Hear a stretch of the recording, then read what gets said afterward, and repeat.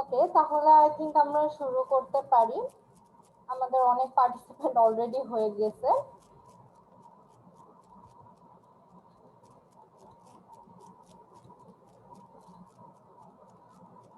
যারাই জয়েন করছো, welcome to basics of poster presentation. আর আই থিঙ্ক তোমরা সবাই মোটামুটি আমাকে চিনো। যদি নাও চিনে থাকো তাহলে আমি বলি আমি 15 ব্যাচের। এখনো গ্রাজুয়েশনের পথে ঝুলে আছি, বইটা এখন আমাকে বের হইতে দেয় নাই পুরোপুরি। তো এই মুহূর্তে আমি খুবই ফাঁকা টাইম, বেকার টাইম কাটাচ্ছি, আর বেকার টাইমে যে এসব করে বেড়াচ্ছি।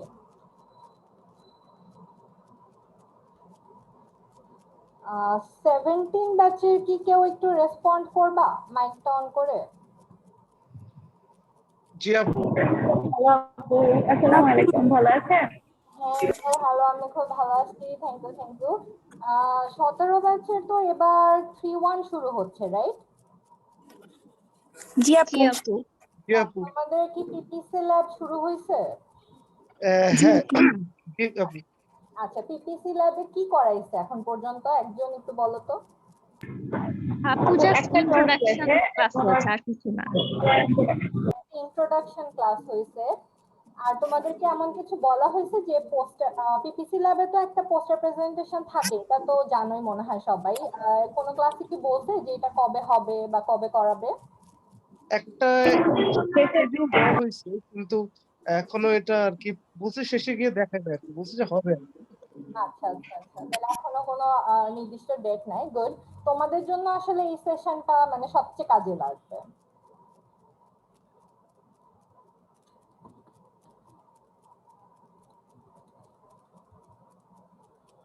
আমি সবাইকে একটা ফর্ম দিছিলাম ফিল আপ করার জন্য।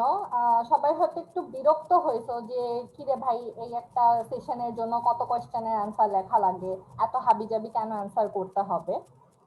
I understand the frustration, but এটা একটু নেসেসারি ছিল, কারণ এই ফিডব্যাকের উপর ভিত্তি করেই 212টা রেসপন্স আসছিল। তো এই 212টা রেসপন্সের উপর ভিত্তি করেই আজকে টোটাল সেশনটা সাজানো হয়েছে।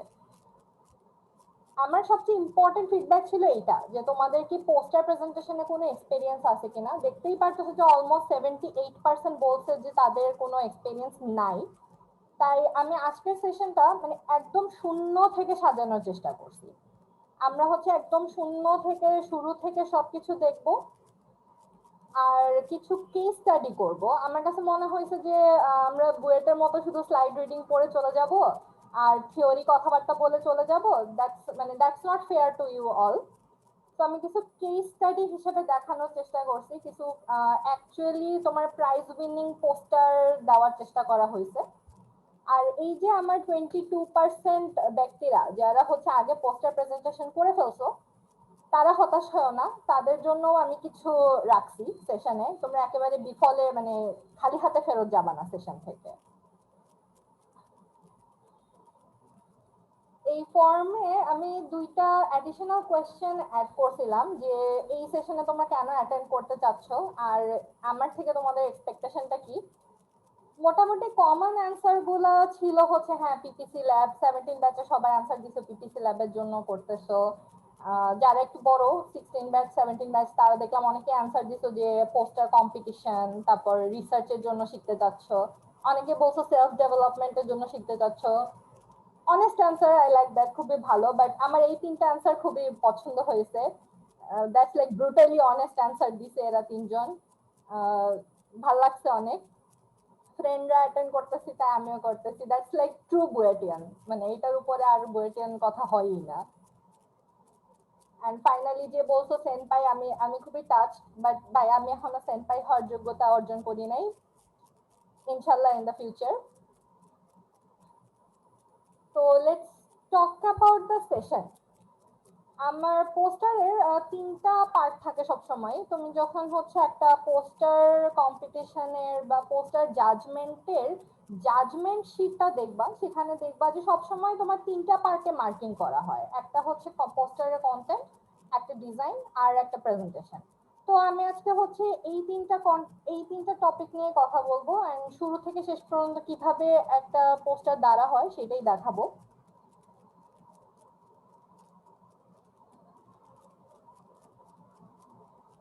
আচ্ছা, এবার একটু 19 ব্যাচে কেউ একটু রেসপন্ড করবা যদি থেকে থাকো।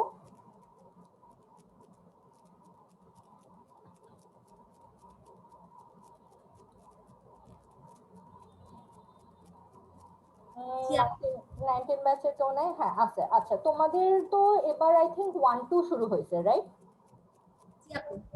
তোমাদের কি ইংলিশ ল্যাব হচ্ছে? জি আপু, শুরু হয়েছে। ইংলিশ ল্যাবে কিছু করাইছে? একটা ক্লাসই আমাদের হয়েছে, ফার্স্ট দিন জাস্ট নিজেদেরকে আর কি ডেসক্রাইব করতে বলেছে, নিজেদের সম্পর্কে কিছু বলতে বলেছে। আচ্ছা আচ্ছা, গুড। এই ল্যাবটা আই থিঙ্ক তোমরাও এই সেশনটা থেকে এই ল্যাবের জন্য অনেক উপকৃত হবা। সামনে এই সেশনের অনেক কিছুই আসবে যেখানে ডিজাইন, প্রেজেন্টেশন, কন্টেন্ট সবগুলাই এই সব নলেজই কাজে লাগাইতে পারবা। That's good. মানে ভালো টাইমে আসলে আমি ভালো টাইমে এসেই আসলে সেশনটা হচ্ছে তোমাদের জন্য। তাহলে আমরা আমাদের ফার্স্ট জিনিসটা কন্টেন্টে চলে আসি। একটা পোস্টার বানাবা, তোমার তো আগে একটা টপিক লাগবে, রাইট? যে আচ্ছা ঠিক আছে, আমি এই টপিকের উপর পোস্টার বানাবো।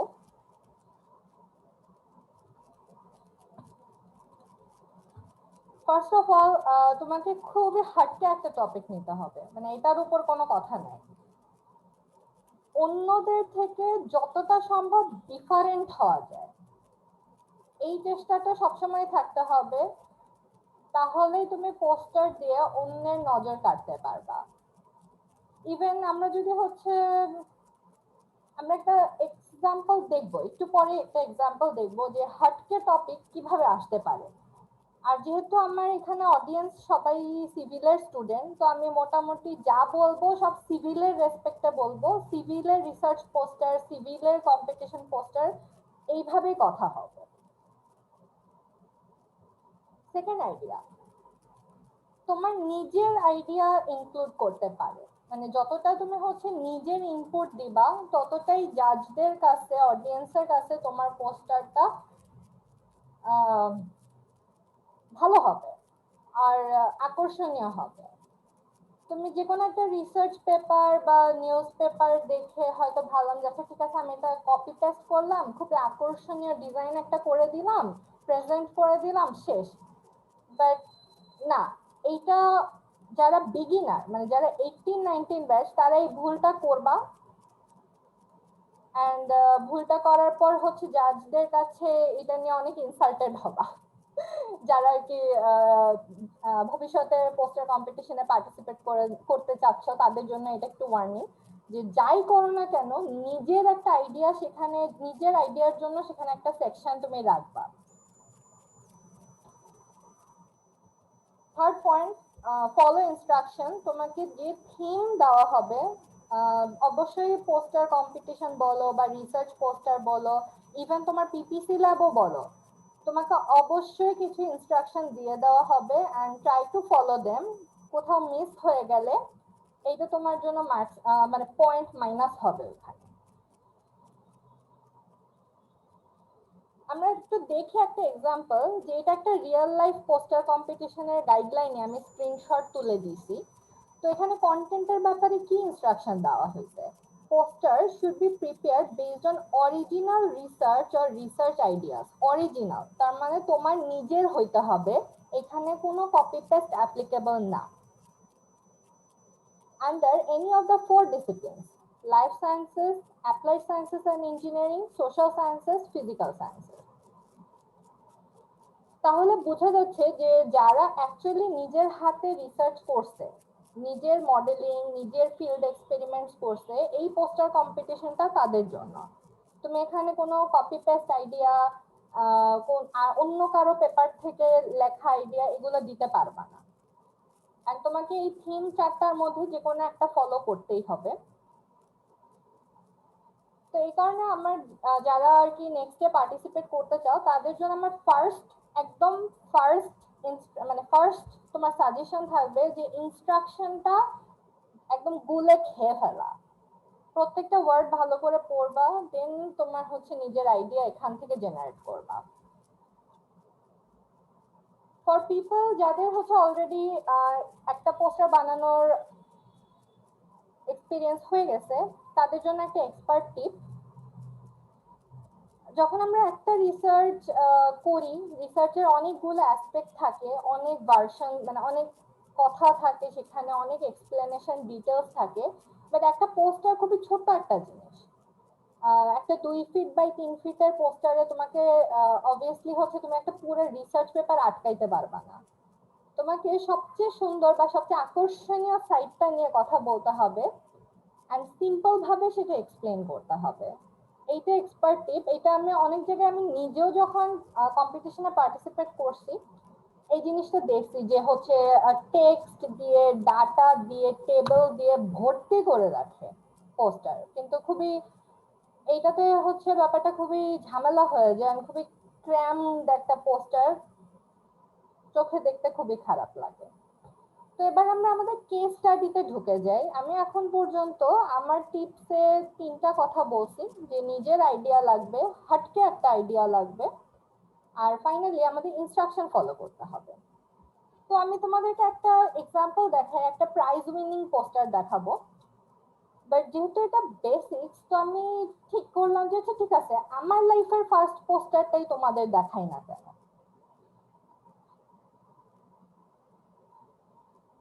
এই পোস্টারটা আমি করছিলাম যখন আমি 1-2 তে ছিলাম। তখন তোমরা হয়তো যারা নতুন আসছে তারা দেখোও নাই, হয়তো এটা পাও নাই, তখন আমরাই সবচেয়ে জুনিয়র ছিলাম।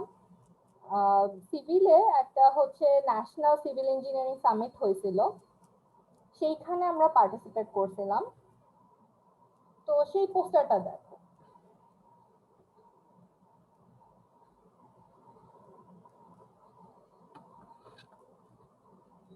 এখন 19 ব্যাচের কেউ একজন একটু রেসপন্ড করো যে আমি যে কন্টেন্টের ব্যাপারে এখানে তোমাদের 4টা কথা বললাম, হাটকে আইডিয়া, নিজের আইডিয়া, ফলো ইনস্ট্রাকশন, আর হচ্ছে ফাইনালি যে সিম্পল রাখা, খুব বেশি ক্র্যাম না করে পুরো পোস্টারটাকে সিম্পল রাখা, এই 4টার সাথে তুমি এই পোস্টারটাকে মিলাইতে পারো কিনা। 19 ব্যাচের কেউ একজন একটু রেসপন্ড করো।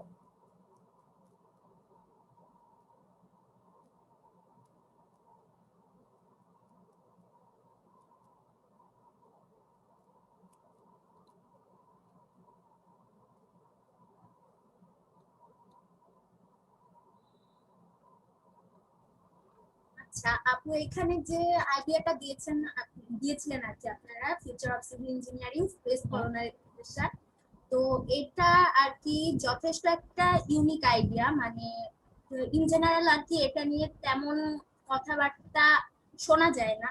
তো সেই দিক থেকে এটা একটা ইউনিক আইডিয়া। আপনার যে ক্রাইটেরিয়া গুলা ছিল, ইউনিক আইডিয়া ক্রাইটেরিয়া এটা ফিল আপ করছে। আর ইনস্ট্রাকশন ফলো করা বলতে জিনিসটা আমি ঠিক বুঝতে পারছি না এখনো, যে ইনস্ট্রাকশন ফলো করা বলতে কি, যে পোস্টারে যে জিনিসগুলা বলা হয়েছে ওইটাকে ফলো করা বা সামথিং এলস, এটা আমি ঠিক ক্লিয়ার না। আচ্ছা ঠিক আছে। আচ্ছা আমি তোমাদের এইটার ইনস্ট্রাকশন দেখাই নাই, সো আচ্ছা এই টপিকটা আমরা বাদ দিই, যেহেতু আমি এটার ইনস্ট্রাকশন দেখাই নাই তোমাদের। বাকিগুলো হচ্ছে সিম্পলি প্রেজেন্ট করা। এখানে তো সিম্পলি জিনিসগুলোকে ইমপ্লিমেন্ট করা হয়েছে, যে একটা ইন্ট্রোডাকশন দেওয়া হয়েছে, তারপরে এরপরে যেই আইডিয়া বা কনসেপ্ট নিয়ে কথা বলা হবে সেইগুলা টপিক ওয়াইজ ভাগ করা হয়েছে, তারপরে কিছু ফটো দেয়া হয়েছে, আর লাস্টে আর কি কোথা থেকে রেফারেন্স গুলা নেওয়া হয়েছে সেগুলাকেও ইনক্লুড করা হয়েছে। তো বেসিক্যালি আমার কাছে মনে হচ্ছে যে হ্যাঁ, ক্রাইটেরিয়া গুলাকে আর কি ফুলফিল করছে এই পোস্টারটা। হ্যাঁ, বাট তুমি একটা পয়েন্ট কি মিস করে গেছো না? অন্য কেউ কি একটু বলতে পারবা যে কোন পয়েন্টটা মিস করে গেছে?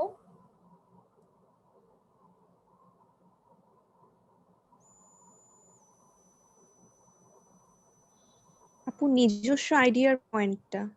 এক্স্যাক্টলি, নিজস্ব আইডিয়ার পয়েন্টটা। এখানে আমি কোনো নিজস্ব আইডিয়া ইনক্লুড করি নাই। স্বাভাবিক ভাই, আমি তখন 1-2 তে পড়ি, আমি ফিউচার অফ সিভিল ইঞ্জিনিয়ারিং নিয়ে কি নিজস্ব আইডিয়া দিব? বাট দেওয়া যাইতো, অ্যাকচুয়ালি দেওয়া যাইতো। আর ঠিক এই পয়েন্টের জন্যই কিন্তু আমাদের এই পোস্টারটা ফার্স্ট হয় নাই, সেকেন্ড হয়েছিল, কারণ আমরা নিজস্ব আইডিয়া দিই নাই।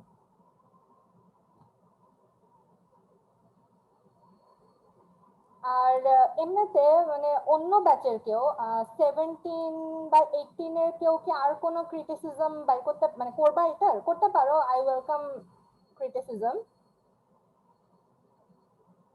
আপু আমি 18 এরই লাস্টে যে রেসপন্স করলাম।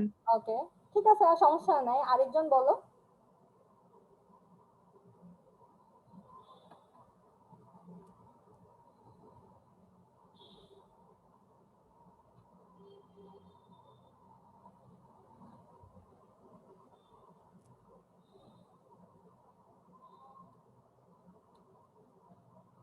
আল্লাহ, কারো কোনো ক্রিটিসিজম নাই? ওমা, আমি নিজে এখন এখানে তাকায় তাকায় অনেক ক্রিটিসিজম হ্যালো, করতেছি। আমি একটা কিছু বলতে চাই, হ্যাঁ হ্যাঁ বলো। বলা যাবে? আচ্ছা আপু, আমি হচ্ছে উইদাউট কনসিডারিং যেটা আপনাদের পোস্টে ছিল এবং এটা সেকেন্ড হয়েছিল, ওইটা আর কি, ওইটা যদি আমি মাথা থেকে ফেলে দিই তাহলে প্রথম ইমপ্রেশনটা কি এই পোস্টারটা দেখে আমি যদি বলি যে ফার্স্টে দেখে আমার একটু মানে ইয়ে লেগেছে, মানে এখানে অনেক বেশি হচ্ছে ফিগার দেওয়া, এন্ড কোথা থেকে কোথায় কি হচ্ছে সেটা একটু আমি বুঝতে পারছি না, মানে মনে হচ্ছে যে একটু ক্ল্যারিটি ল্যাক করছে আমার কাছে, আমি জানি না, বাট এগুলো আমার কাছে মনে হচ্ছে যে একটু তারপর হ্যাঁ, গুড পয়েন্ট, তুমি আসলে জায়গা মতো ধরছো, ভালো পয়েন্ট। নেক্সট। আহ হ্যাঁ ওইটাই আর কি, একটু ক্ল্যারিটি ল্যাক করছে, মানে মানে আইডিয়াটা বেসিক্যালি কি, এবং আমার মনে হচ্ছে যে একটু আরো এক্সপ্লেনেশনটা বেশি একটু দরকার, রাদার দেন একদম জাস্ট পয়েন্ট আউট করে দাও, like point point point just একটা একটা ওয়ার্ড বলে দাও, একটু যদি এক্সপ্লেন করা যেত যে পুরো আইডিয়াটা কি, তাহলে মনে হয় যে আরো বেশি লাইক ক্লিয়ার হয়ে যেত, অনেক প্রিসাইজ আর একটা আইডিয়া পাওয়া যেত, এটাই আর কি। রাইট, একদম ভালো পয়েন্ট ধরছো। আসলে এই ডিজাইনটা মোটেও ভালো একটা ডিজাইন ছিল না। এন্ড আই আই হোপ তোমরা বুঝতে পারতেছো, এটা আমার জীবনের ফার্স্ট পোস্টার, মানে আর তখন হচ্ছে আমাদের তো কোনো সিনিয়রও ছিল না তখন, ওরকম পোস্টার প্রেজেন্টেশন নিয়ে তেমন কারো আইডিয়াও ছিল না। আমরা 1-2 তে কাউকে চিনিও না, পোস্টার নিয়ে হেল্পও নিতে পারি নাই। তো খুবই ভয়ঙ্কর একটা ডিজাইন অ্যাকচুয়ালি হয়েছিল। দ্য রেজাল্ট ওয়াজ অ্যাকচুয়ালি খুবই ভয়ঙ্কর একটা জিনিস। এটা না ডিজাইন হয়েছে, না কন্টেন্ট ঠিক মতো গুছানো হয়েছে, বাট স্টিল একটা পয়েন্টে হচ্ছে এটা খুব ভালো করছিল, যে এটা খুব হাটকে একটা টপিক ছিল। হ্যাঁ হ্যাঁ, ওইটাতে ওইটাতে কোনো সন্দেহ নেই আর কি, এটা অনেক ডিফারেন্ট একটা টপিক। আর তুমি যেটা বললা ক্ল্যারিটি, রাইট, এখানে ডিজাইনে আর একটু ক্ল্যারিটি আনা যাইতো। আর আরো একটু এক্সপ্লেন করার যে ব্যাপারটা, এইটা ইচ্ছা করে পোস্টারে রাখা হয় না, কারণ পোস্টারটা বেসিক্যালি তোমার হচ্ছে একটা সাপ্লিমেন্টারি জিনিস। তুমি মুখে এক্সপ্লেন করবা তোমার কথা, তুমি যেটা কথা বলতেছো সেই কথাটাকে সাপ্লিমেন্ট করবে তোমার এই পোস্টারটা। পোস্টারটা কিন্তু এখানে মেইন না, হুম হুম। প্রেজেন্টেশনটা মেইন। বাট হ্যাঁ, স্টিল আই থিঙ্ক, আমি নিজেও এটা বলি যে এটা ডিজাইনের ক্ল্যারিটি একটু কম আছে, এটা আরেকটু মানে ক্লিয়ার ডিজাইন বা আরেকটু সুন্দর ডিজাইন করা যেত, যেখানে টপিক গুলা কোন টপিক থেকে তুমি কোন সেকশন থেকে কোন সেকশনে যাবা এই ট্রেইলটা এখানে নাই, যার কারণে খুবই কনফিউজিং লাগতেছে। মানে ইন্ট্রোডাকশন দেখে বোঝা যাচ্ছে যে হ্যাঁ রাইট, আমি ইন্ট্রোডাকশন থেকে শুরু করব, বাট এরপরে কোন টপিকে যাব এটা একটু ক্লিয়ার না, তাই তো? হ্যাঁ আপু, হ্যাঁ হ্যাঁ। রাইট, এটা করা যেত। তাহলে আমরা মোটামুটি অনেকগুলো আইডিয়া এখানে পাইলাম, মানে এই কেস স্টাডি থেকে এই পোস্টারের ভুলগুলোও কিন্তু আমরা বুঝতে পারছি যে খুবই হাটকে একটা টপিক ছিল, বাট নিজস্ব আইডিয়া দেওয়া হয় নাই, ডিজাইনে একটু ক্ল্যারিটির অভাব রয়ে গেছিল।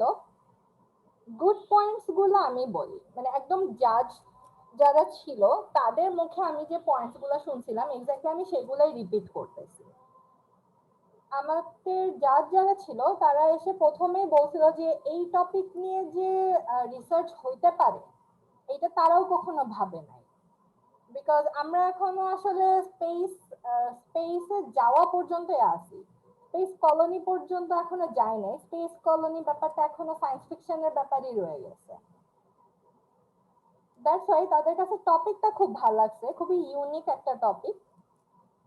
এন্ড খুবই কম কথায় এখানে হচ্ছে মেজর রিসার্চ পয়েন্ট গুলো তুলে ধরা হয়েছে, যে আমাদের স্পেসকে যদি কলোনাইজ করতেই হয় তাহলে আমাদের কোন কোন জায়গায় হাত দেওয়া লাগবে? Obviously building material, building condition, fuel, 3D printing, and সবচেয়ে ভালো একটা জিনিস আমরা যেটা তাদের মতে অ্যাড করছিলাম সেটা হচ্ছে রেফারেন্সেস। আমরা কোনো কথাই নিজে থেকে উৎপাদন করি নাই, মানে নিজে থেকে এই ফ্যাক্ট গুলো আমরা নিজে থেকে হচ্ছে আন্দাজে আন্দাজে দিই নাই।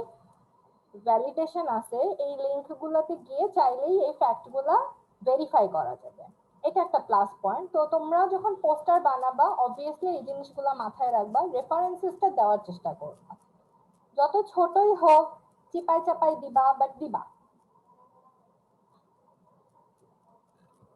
তো আমাদের কন্টেন্টের পার্ট শেষ, আমরা তাহলে আমাদের সেকেন্ড পার্টে চলে যাই।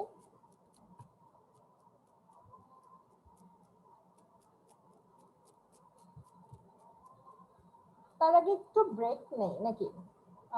2 মিনিট একটু ব্রেক নেই। আমি এতক্ষণ যা যা বক বক করছি তোমরা সেগুলো একটু মাথায় ঢুকানোর চেষ্টা করো, একটু ফ্রেশ মাইন্ডটাকে ফ্রেশ করো, পানি টানি খাও, তারপর আমরা আমাদের সেকেন্ড পার্টে ঢুকবো।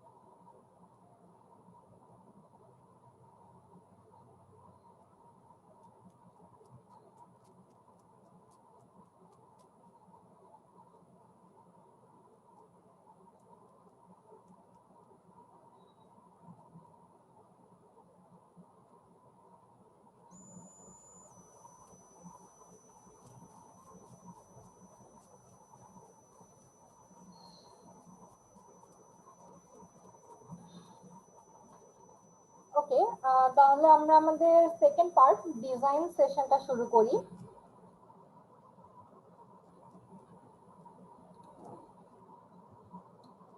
ডিজাইন সেশনের জন্য আমি দেখলাম অনেকেই তোমার মোটিভেশন বা এক্সপেকটেশনের অ্যান্সারে লিখছো যে কোন সফটওয়্যার ইউজ করা যায় আর কিভাবে ডিজাইন করা যায়, এইটা নিয়ে অনেক কিছু বলতে। সফটওয়্যারের জন্য তোমার পোস্টার বানানোর জন্য দুইটা সফটওয়্যারই জেনারেলি ইউজ হয়, একটা হলো পাওয়ার পয়েন্ট আর একটা অ্যাডোব ইলাস্ট্রেটর। আমি সারা জীবন পাওয়ার পয়েন্টই ইউজ করছি। যারা ডিজাইনে খুব এক্সপার্ট তারা ইলাস্ট্রেটর ধরে দেখতে পারো, বাট এটা নেসেসারি না। আমার কাছে ইলাস্ট্রেটরটা কখনোই নেসেসারি লাগে নাই।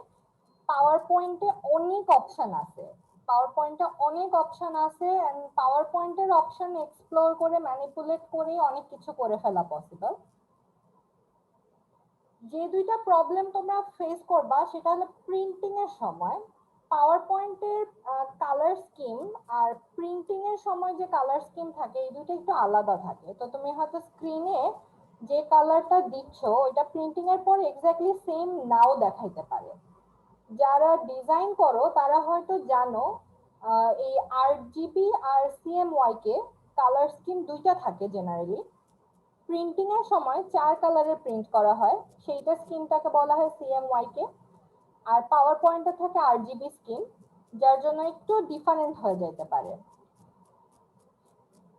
অ্যাডোব ইলাস্ট্রেটরের একটা সুবিধা হলো আমি যত জানি অ্যাডোব ইলাস্ট্রেটরের দুইটা অপশনই তুমি চেঞ্জ করে দেখতে পারো, মানে সিএমওয়াই কে স্কিমটা প্রিন্টিং এর সময় কেমন দেখাবে সেটা সহই ডিজাইন করা যায়। বাট এত ভেজাল হয় না, মানে যারা বিগিনার পাওয়ার পয়েন্ট দিয়ে শুরু করো, ইউটিউবে হাজার হাজার টিউটোরিয়াল আছে, চাইলে 10 মিনিট স্কুলের টিউটোরিয়ালও দেখতে পারো। বাট যারা বিগিনার মানে আগে কখনোই পোস্টার করো নাই, হাত দাও নাই, তারা পাওয়ার পয়েন্ট দিয়ে শুরু করো। I think it will be easier and better. পরে যখন এক্সপার্ট হয়ে যাবা তখন অ্যাডোব ইলাস্ট্রেটরে যাবা। এবার একটু সাইজ এন্ড শেপের ব্যাপারে আসি। পোস্টার তোমাকে জেনারেলি দুই ভাবে দেওয়া হবে। আমার লেফট সাইডে যে ছবিটা এটা হচ্ছে ল্যান্ডস্কেপ বলা হয়, আর রাইট সাইডেরটা হচ্ছে পোর্ট্রেট। ল্যান্ডস্কেপের গুলা ইউজুয়ালি তোমার 4 feet by 3 feet, 3 feet by 2 feet এই দুইটা সাইজে দেওয়া হবে। আর এই পোর্ট্রেট গুলা ডান পাশের গুলা এগুলাও generally 2 feet by 3 feet, 3 feet by 4 feet এই রকমেরই সাইজ থাকবে। সাধারণত এই দুইটা সাইজই দেওয়া হয়। তো তোমরা যখন পাওয়ার পয়েন্টে করবা, করার আগে পাওয়ার পয়েন্টের একটা স্লাইড সাইজ অপশন আছে। এই স্লাইড সাইজ অপশন থেকে তোমার গিভেন সাইজটা আগে সেট করে নিবা, তারপর ডিজাইন করা শুরু করবা।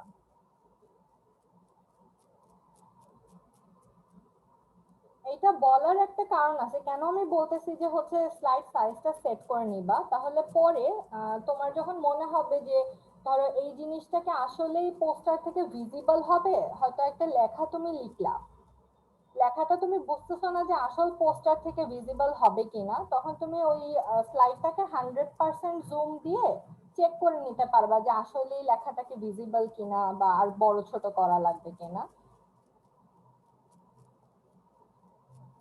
দেন আমরা নেক্সট পয়েন্টে যাই। সো আমার জন্য প্রেফারেবল হচ্ছে পাওয়ার পয়েন্ট, আমি সবাইকেই তাই অ্যাডভাইস করব পাওয়ার পয়েন্ট দিয়ে শুরু করতে।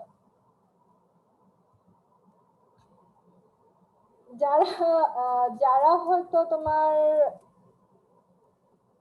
16 ব্যাচ 17 ব্যাচ, তো 3-1 এ 17 ব্যাচ না, তাহলে 15-16 ব্যাচ হয়তো আমার ডানের লেখাটা দেখে কাউকে মনে করতেছো, কাউকে কি মনে করতেছো? 16 ব্যাচে কেউ থাকলে একটু বলতে পারবা? হ্যাঁ আপু, বুঝতে পারছি। হ্যাঁ হ্যাঁ, বাট নাম বললে চাকরি থাকে না, নাম বলো না।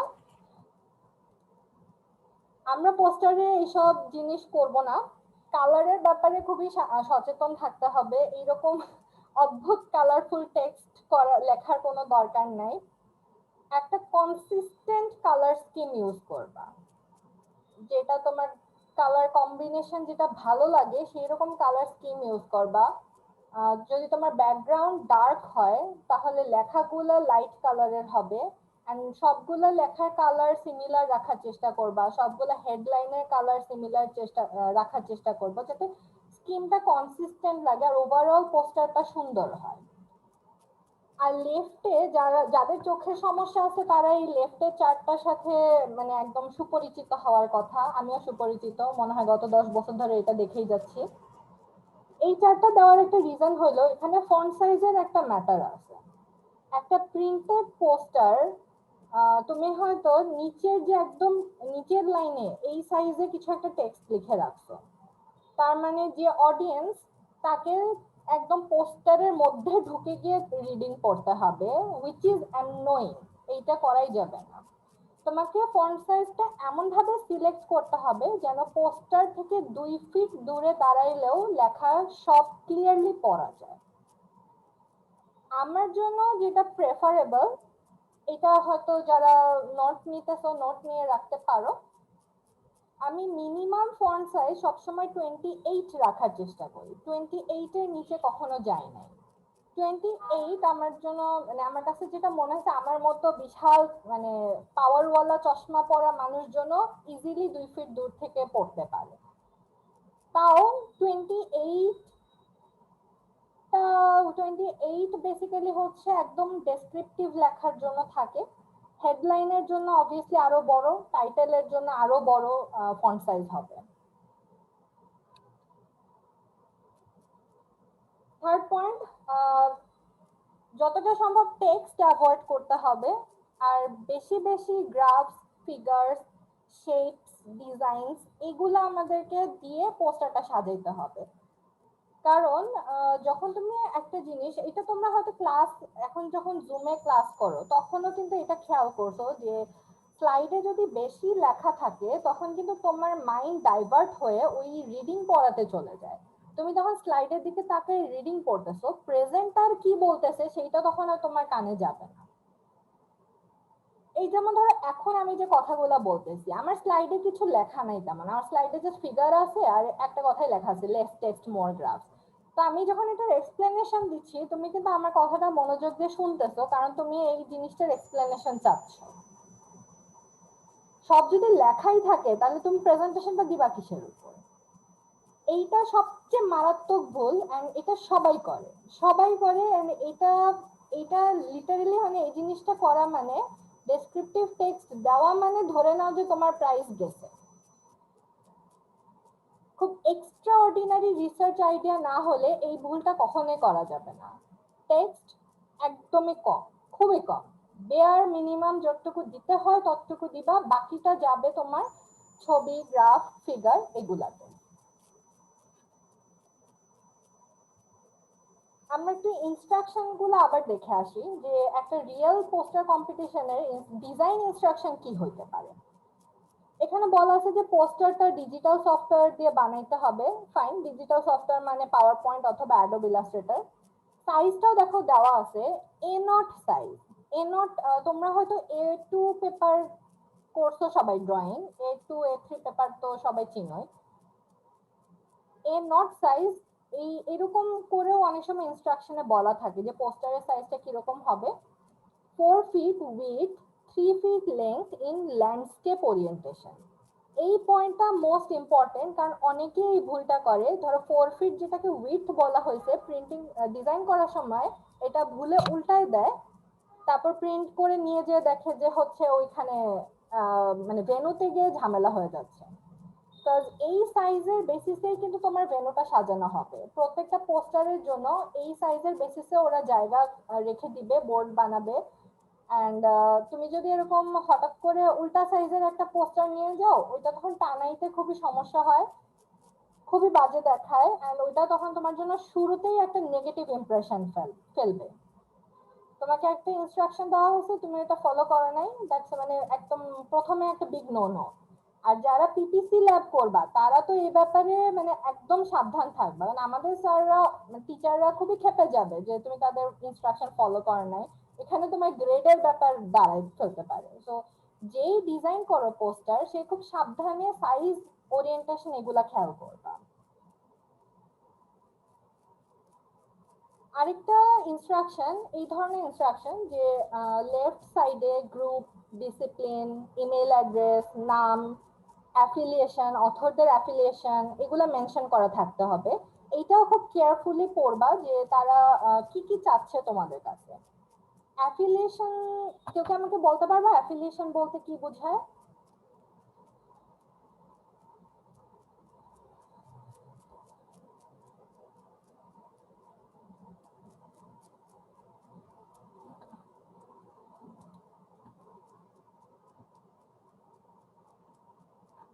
সিক্সটিনের কেউ?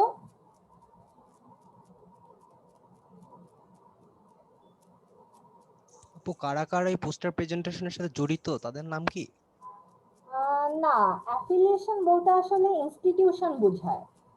তোমার ডিপার্টমেন্ট আর হচ্ছে ইনস্টিটিউশনের নাম, এটা হচ্ছে তোমার অ্যাফিলিয়েশন।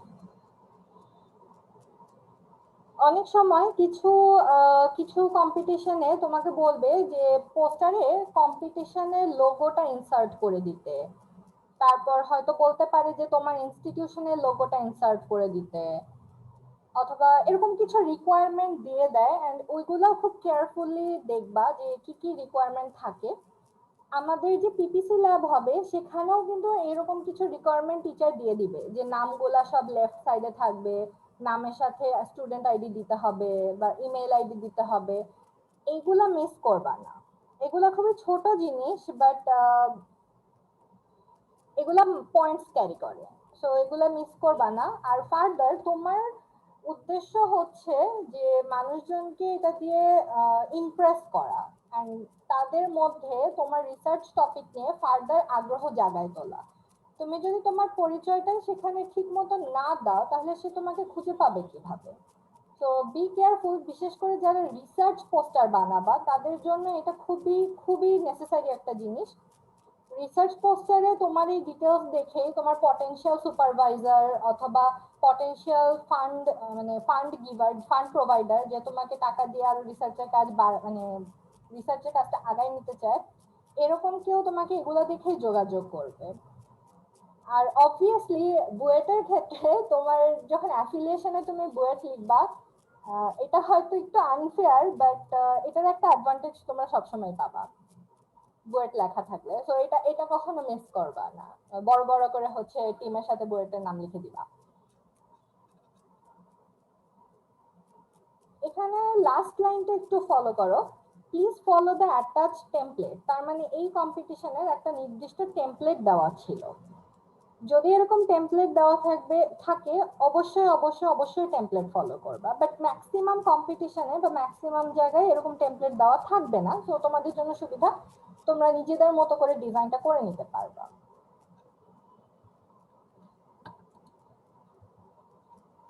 এক্সপার্ট টিপস, এই ব্যক্তি হচ্ছে 5 বছর ধরে আমার পোস্টার কম্পিটিশনের পার্টনার, এন্ড আমি ডিজাইনে যেহেতু নিজে অনেক উইক ছিলাম, আমরা সব পোস্টার বা স্লাইডে ডিজাইন পার্টটা হচ্ছে সাফিনি দেখতো। তাই সাফিনের চেয়ে বড় ডিজাইন এক্সপার্ট আমার কাছে আর কাউকে মনে হয় নাই। ওর পয়েন্টটা হলো ব্যাকগ্রাউন্ডটাকে আমরা লাইট রাখবো, কন্টেন্টটাকে আমরা কালারফুল, ভিজিবল, ভাইব্রেন্ট রাখবো। কালারফুল বলতে ওইরকম ভয়ঙ্কর কালারফুল না, সুন্দর কালারফুল, কনসিস্টেন্ট কালারফুল, ভিজিবল আর ভাইব্রেন্ট রাখবো, যাতে আমাদের মনোযোগটা কন্টেন্টের দিকে থাকে, ব্যাকগ্রাউন্ডের দিকে না। তাহলে আবার আমরা হচ্ছে আমাদের পোস্টারটাতে ফেরত আসি। এতক্ষণ পর্যন্ত আমি ডিজাইন নিয়ে 3-4টা কথা বলছি। 1 নাম্বার আমার হচ্ছে পোস্টারের ওরিয়েন্টেশন এন্ড সাইজ, 2 নাম্বার হচ্ছে less text more figures graphs, and 3 number হচ্ছে কালারস এন্ড ফন্টস, 4 নাম্বার হচ্ছে ব্যাকগ্রাউন্ড কালার। তাহলে আমি আবারও 19 ব্যাচ দিয়ে শুরু করতে চাচ্ছি। 19 ব্যাচের কেউ কি হচ্ছে বলবা এই পোস্টারের ডিজাইন পার্টটা নিয়ে? আপু আমার কাছে মনে হয় যে ব্যাকগ্রাউন্ড কালার বলতে টাইটেল বারটা একটু ডার্ক বেশি ছিল, একদম টপে যে টাইটেল বারটা এটা বেশি ডার্ক ছিল। রাইট। আর আপু এটা চলে গিয়েছে পোস্টারটা। হ্যাঁ, আবার আর যে সাবটাইটেল যেরকম ছিল ইন্ট্রোডাকশন, ফুয়েল, এগুলা হয়তো বা এটার পাশেও যে বর্ডারটা সেটা হয়তো বা লাইট হতো, আর যদি টেক্সট আমার ব্ল্যাক বা ডার্ক ব্লু হইতো তাহলে, বা যদি অন্য কোনো ডার্ক শেড হইতো তাহলে হয়তো আরো ভিজিবল হইতো। ওকে, গুড পয়েন্ট। আর আর আপু যেরকম বিল্ডিং ম্যাটেরিয়ালে এই ক্ষেত্রে একটা ছবি প্রায় একদম মাঝখানে মানে আছে, যেরকম স্ট্রংগেস্ট কংক্রিট ডোম কম্পোনেন্ট এর ঠিক মাঝখানে ছবিটা পড়ছে। এটা হয়তো বা একদম নিচে বা একদম উপরে হইলে ভালো হইতো, মানে টেক্সট দ্বারা একদম র‍্যাপড হয়ে গেছে চার সাইড দিয়ে। এটা Right. আমার কাছে মনে হচ্ছে যে একটু যদি রিঅ্যারেঞ্জ করা যেত তাহলে হয়তো বা ভালো হইতো। হ্যাঁ, গুড আই, ভালো চোখ তোমার, খুবই ভালো জায়গায় ধরছো একদম। এখানে একটু অ্যালাইনমেন্টটা চোখে লাগতেছে, তাই তো?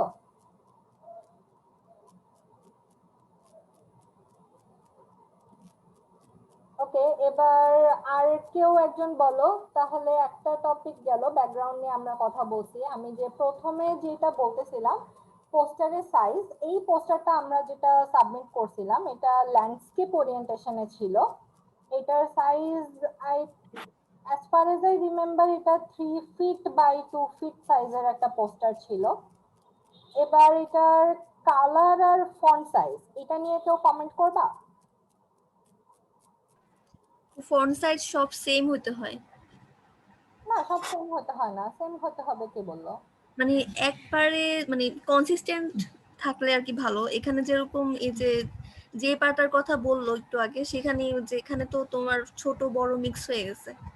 হ্যাঁ, ঠিক আছে, ভালো জিনিস ধরছো। দেন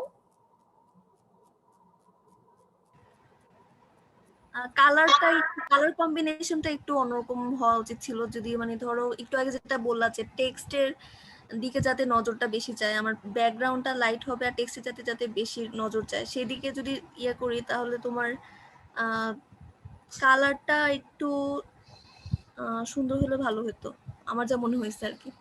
হ্যাঁ, গুড পয়েন্ট। আসলে এখানে আমরা কিন্তু এই ভুলটা থেকেই শিখছিলাম, এই ব্যাকগ্রাউন্ডের ব্যাপারটা।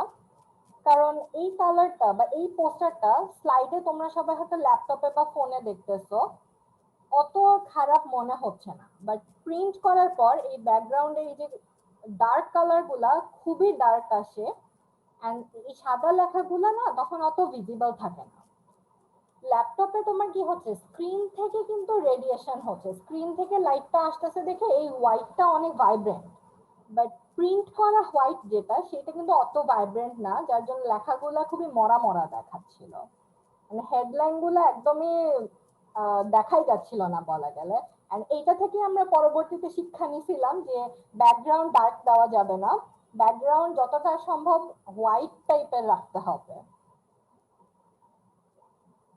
গুড আই, ভালো জিনিস ধরছো। আর কোনো কমেন্ট? আর একটা থার্ড পয়েন্ট আমি বলছিলাম যে লেস টেক্সট মোর ফিগারস, এই ব্যাপারে কেউ কোনো কমেন্ট করবা? আপু, লিস্টিং গুলা হচ্ছে এমন ছোট টিক্স ইউজ না করে যদি অন্য ভালো কিছু ইউজ করা যেত, বা হচ্ছে টেক্সট গুলা যেমন হচ্ছে একদম ধারে ধারে ভিড়ে গেছে, এখানে হয়তো একটু ফাঁকা রাখা যেত। রাইট রাইট, হ্যাঁ, খুবই ভালো জিনিস বলছো। I hate bullet points, and literally এই পোস্টারের পর থেকে আমি জীবনে কোনোদিন বুলেট পয়েন্টস ইউজ করি নাই। রাইট, এখানে খুব একটা একঘেয়েমি চলে আসছে, সব জায়গায় একই বুলেট পয়েন্টস রিপিট করা হয়েছে। যদিও আমরা টেক্সট অনেক কম দেওয়ার চেষ্টা করছিলাম, বাট স্টিল অনেক অনেক টেক্সট হয়ে গেছে এখানে, এন্ড সবই বুলেট পয়েন্টস দিয়ে দেওয়া বা এরকম 1 2 3 করে দেওয়া, যার জন্য একটু একঘেয়েমি চলে আসতেছিল পড়তে পড়তে। এখানে ধরো তোমার 3D প্রিন্টিং এর পার্টটা আমরা যেটা দিছিলাম, এখানে এরকম বুলেট পয়েন্টস না দিয়ে এখানে কিন্তু সুন্দর ডিজাইন করে দেওয়া যাইতো। মার্স আর মুনেরও যখন আমরা এভাবে বুলেট পয়েন্ট করে ক্যারেক্টারিস্টিক্স গুলো না দিয়ে এখানেও সুন্দর ডিজাইন করে দেওয়া যাইতো। শেপস এন্ড ডিজাইন মেথডস এখানে আরো কিছু আনা যাইতো। রাইট, তাহলে আমরা যেটা দেখলাম যে এই পোস্টারটার কন্টেন্ট স্ট্রং ছিল বাট ডিজাইন উইক ছিল। সেকেন্ড পয়েন্ট, আমরা একটু দেখলাম যে এই পোস্টারটা ডিজাইন উইক ছিল, আসলেই ছিল। And again I hope you remember যে এটা ফার্স্ট পোস্টার ছিল, অনেক ভেজাল করে আমরা ডিজাইন করতাম। তোমাদের তো হচ্ছে তোমরা দেখো কত ইজিলি পাইতেছো, তোমাদেরকে আমি লিটারালি হচ্ছে কেস স্টাডি করে করে দেখাই দিচ্ছি।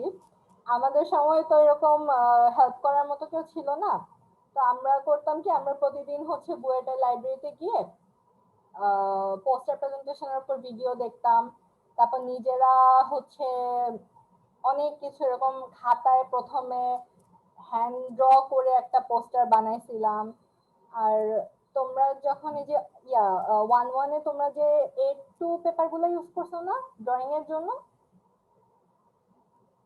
এই A2 পেপার গুলোর মধ্যে বিশ্বাস করবা না, আমরা প্রথমবার A2 পেপার গুলোর মধ্যে সব এরকম হাতে লিখে লিখে একটা রাফ পোস্টার বানায় সেইটা এরকম দেয়ালের সাথে লাগায় 2 ফিট দূরে দাঁড়ায় থেকে দেখছি যে সব কি ভিজিবল কিনা, তারপর কোন জায়গায় কোনটার পজিশনিং করা লাগবে, অনেক কিছু আমরা এরকম অনেক খেটে খেটে এটা বানাইছিলাম তখন। আর এমনিতে এইখানে কি কেউ আসো যে রেগুলার ডিজাইনের কাজ করো, মানে ইলাস্ট্রেটর পারো, এরকম কেউ আসো?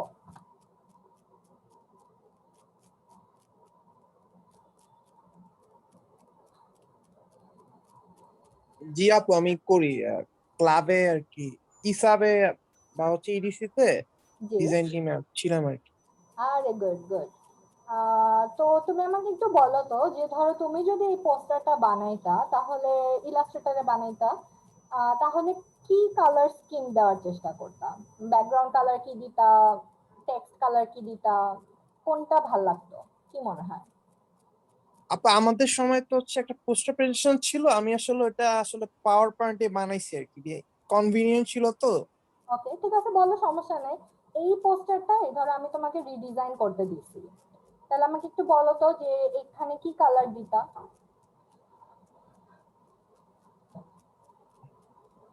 ব্যাকগ্রাউন্ডটা একটু লাইট দিতাম আর হচ্ছে ডার্ক টেক্সট ইউজ করতে ট্রাই করতাম আর কি। কালার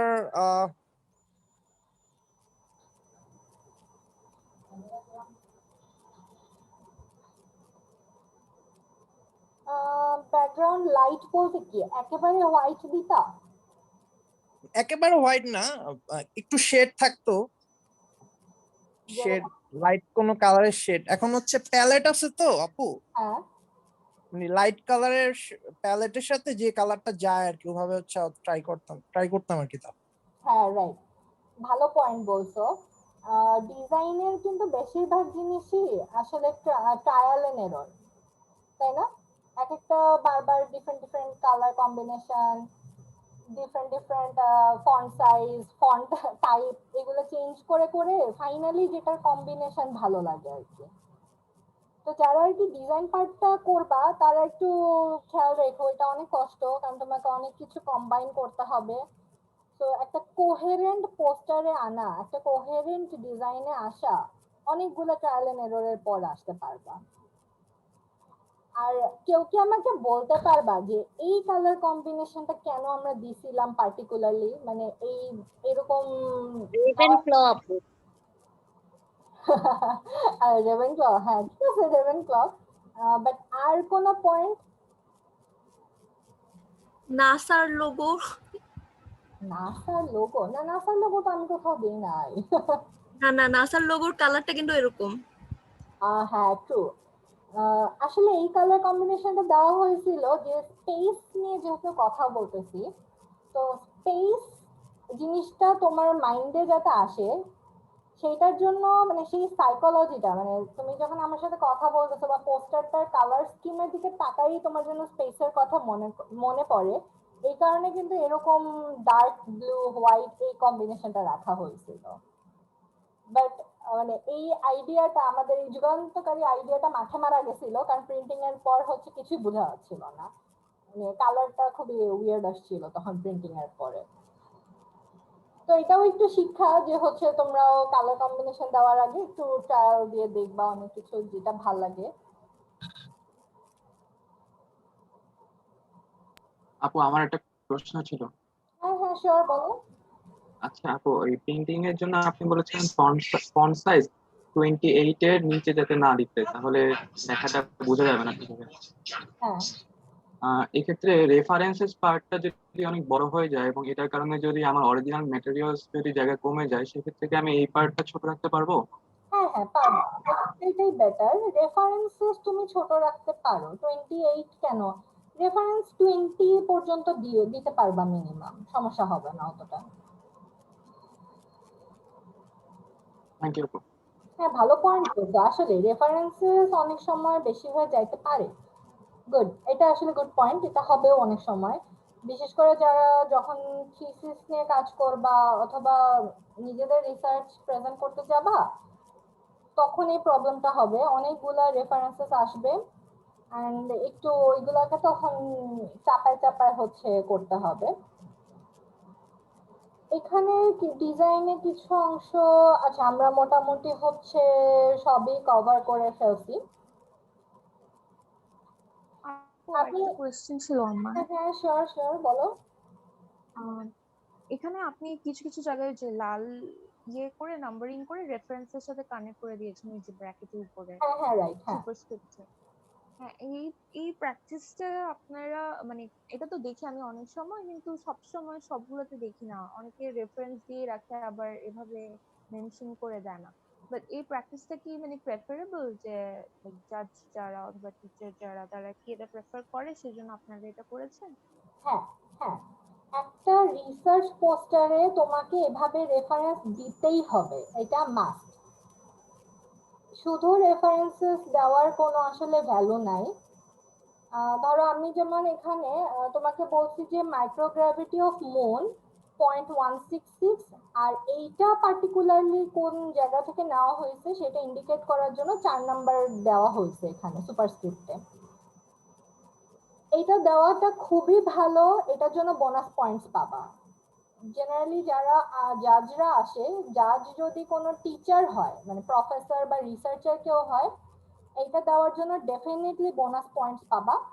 আর বেশিরভাগ কিছু কিছু পোস্টার কম্পিটিশনে রেফারেন্সেস দেওয়াটা মাস্ট থাকে, মানে এটা লেখাই থাকবে তোমাকে ইনস্ট্রাকশনে যে এটা দিতেই হবে, তোমাকে এভাবে দিতেই হবে মাস্ট।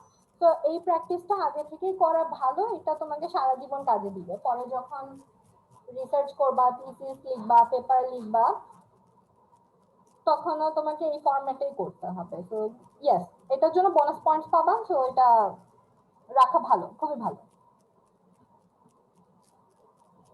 ওকে। Okay. আমাদের নেক্সট টপিক, আমাদের ফাইনাল টপিকটা প্রেজেন্টেশন। এর আগেও আমি 3 মিনিট ব্রেক দিতে চাই। আমি তোমাদেরকে এই ব্রেকটা দিচ্ছি যাতে তোমরা এই সেশনগুলো খুব ভালো করে মাথায় একদম তুলে নিতে পারো।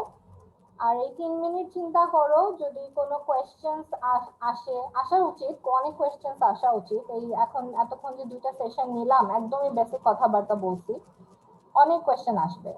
তো তোমরা ব্রেকে কোয়েশ্চেন গুলো চিন্তা করো, পরে আমাকে সেশনটা শেষ হইলে কোয়েশ্চেন গুলো তখন বলবা। আমরা 8টা পর্যন্ত ব্রেক নিব, 2 মিনিটের ব্রেক। তো সবাই চিন্তা করতে থাকো।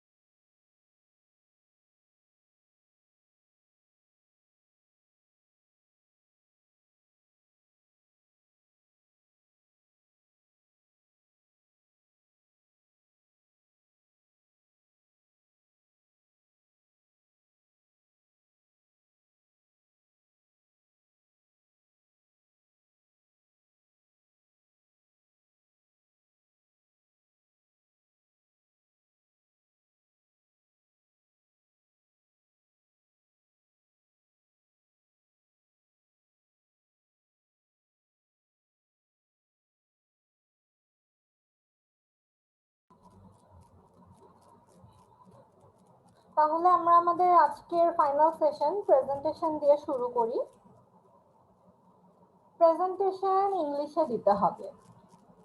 পোস্টার প্রেজেন্টেশন জেনারেলি তোমাকে ইনস্ট্রাকশনে বলাই থাকবে যে এটা মাস্ট ইংলিশে দিতেই হবে, বলা না থাকলেও ইংলিশে দিতে হবে, এইটার ব্যতিক্রম করা যাবে না।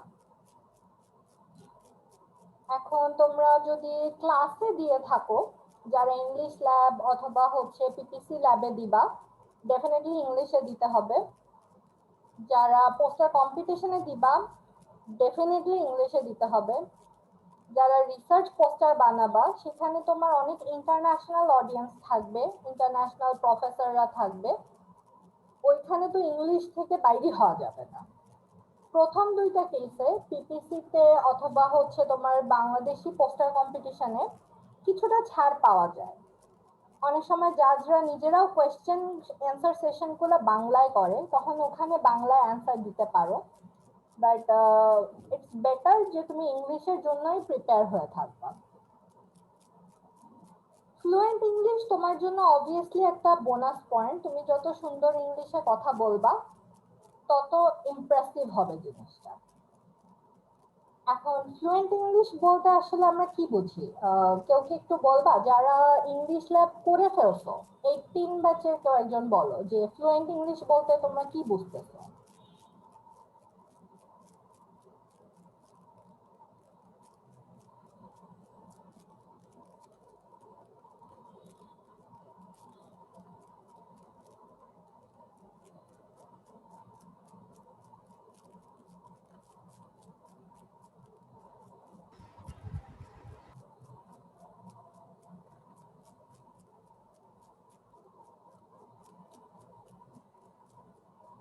ব্যাপারটি সবাইকে ঘুমাই গেল নাকি? তাহলে অন্য ব্যাচের কেউ বলো যে ফ্লুয়েন্ট ইংলিশ বলতে তোমরা আসলে কি বুঝতেছো?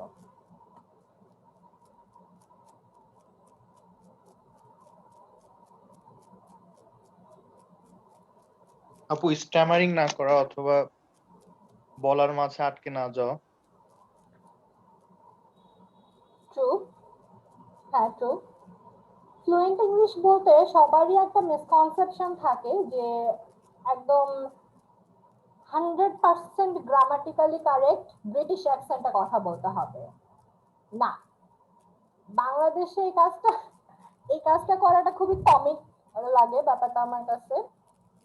ব্রিটিশ অ্যাকসেন্ট বা অহেতুক অ্যাকসেন্ট, ফেক অ্যাকসেন্ট দেওয়ার চেষ্টা করবা না, খুবই বাজে লাগে।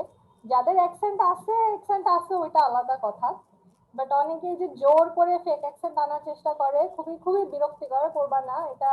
মানে এটা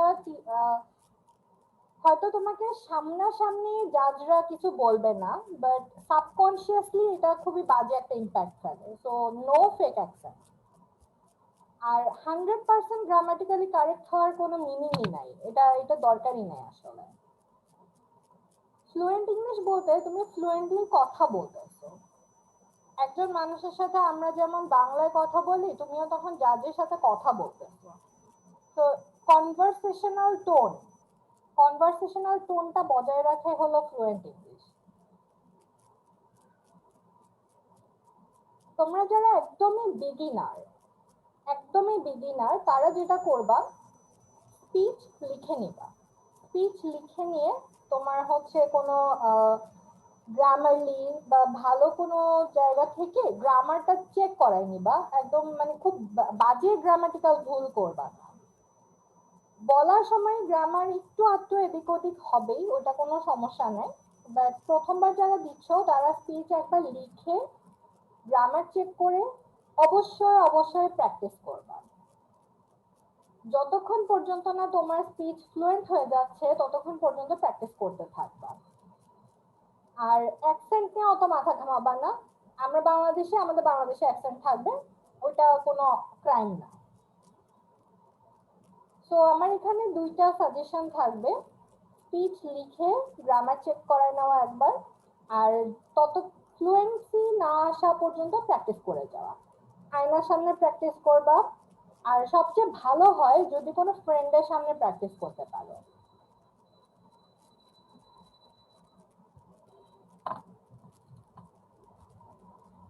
সেকেন্ড পয়েন্ট, এইটা সবচেয়ে ইন্টারেস্টিং পয়েন্ট, কারণ প্রেজেন্টেশন কখনোই কন্টেন্টের সাথে, মানে কন্টেন্টই না, প্রেজেন্টেশনে সবকিছু কন্টেন্ট না। অনেকেই হয়তো ভাবতেছো আরে খুব ভালো একটা কন্টেন্ট পাইছি, খুব ভালো একটা টপিক পাইছি, খুব মারাত্মক রিসার্চ করে ফেলছি, মানে পোস্টার করে উড়াই দিব।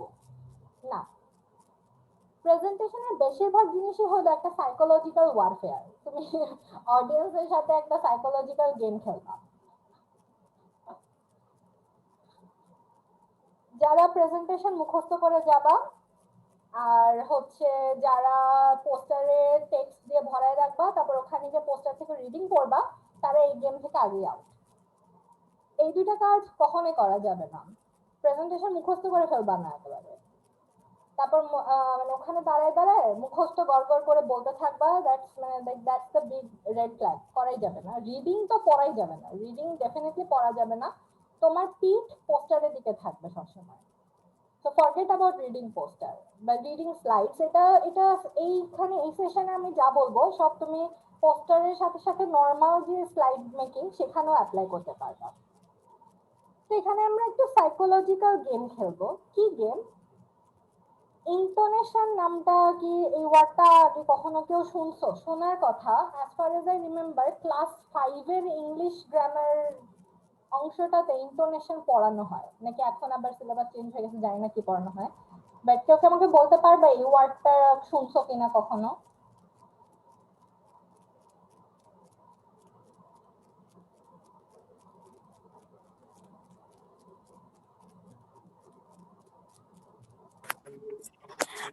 জি আপু। বলতে পারবে এটার মানেটা কি?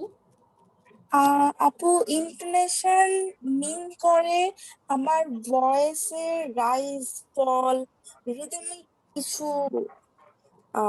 কথা আর কি। একই ওয়ার্ড আমি সেটা অর্ডার করার জন্য বলতে পারি, আবার একই ওয়ার্ড আমি সেটা রাগ বা বোঝানোর জন্য বলতে পারি আর কি। এক্সপ্রেশন টু এক্সপ্রেশন আমার ভয়েসের যে রাইজ এন্ড ফলটা হয় সেটা।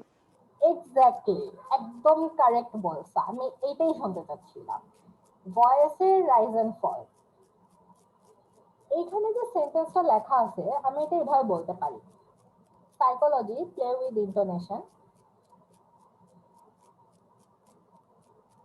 Psychology play with intonation. আমাকে কি বলবা এই দুইবার যে আমি বললাম কি ডিফারেন্স ছিল?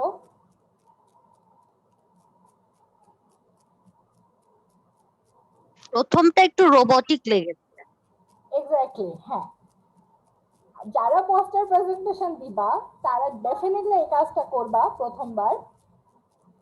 সো রিমেম্বার যে তুমি যেখানে ফোকাস করতে চাচ্ছ সেই কথাগুলো বলার সময় তোমার ভয়েসের পিচটাকে ভ্যারি করতে হবে। আর রোবটিক কথা বলা, মোনোটোনাস কথা বলা ডেফিনেটলি কারো পছন্দ না। যখন তুমি যে পার্টটাতে, ধরো যে পার্টটা তোমার লেস ইম্পর্টেন্ট সেখানে মনোটোনাসলি বলবা, আস্তে বলবা, তাড়াতাড়ি বলে চলে যাবা। যেই পার্টটা তোমার ইম্পর্টেন্ট সেইখানে জোরে বলবা, ফোর্স দিয়ে কথা বলবা,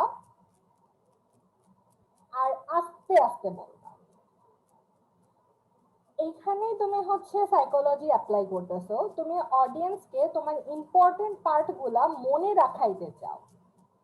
তো যেখানে যেখানে তুমি অডিয়েন্সকে মনে রাখাইতে চাও সেখানে সেখানে তুমি এই ট্রিক গুলা অ্যাপ্লাই করবা।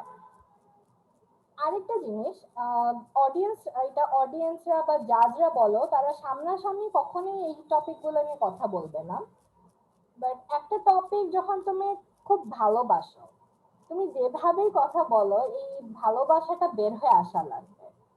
অ্যান্ড ধরো তুমি তোমার রিসার্চ নিয়ে কথা বলতেছো, তুমি কথার সময় হাসতেছো, তারপর হচ্ছে তোমার ভয়েসেই এই টপিকটার প্রতি তোমার ভালোবাসাটা বোঝা যাচ্ছে।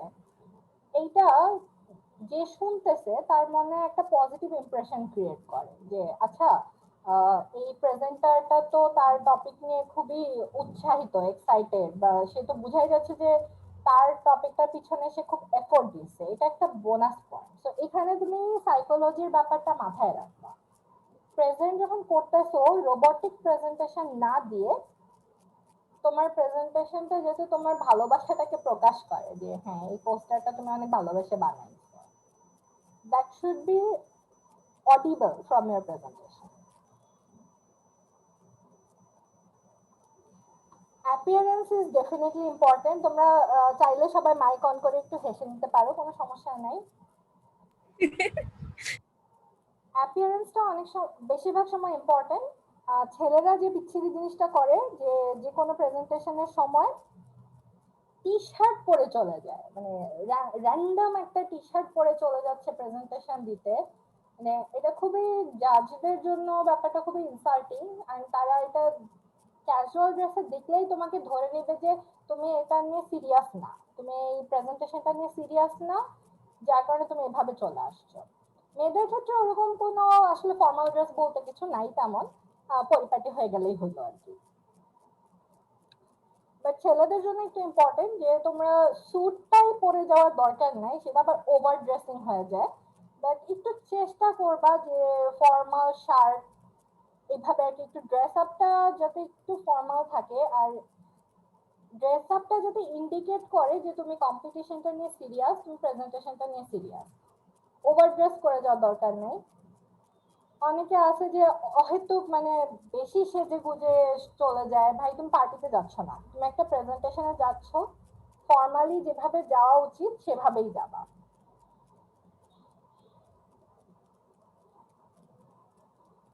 তাহলে আমাদের এক্সপার্ট টিপসে চলে আসি। আই থিঙ্ক এই ব্যক্তি আমাদের সিভিলে খুবই বিখ্যাত একজন ব্যক্তি, এনায়েত ভাই আমাদের সিনিয়র 14 ব্যাচের।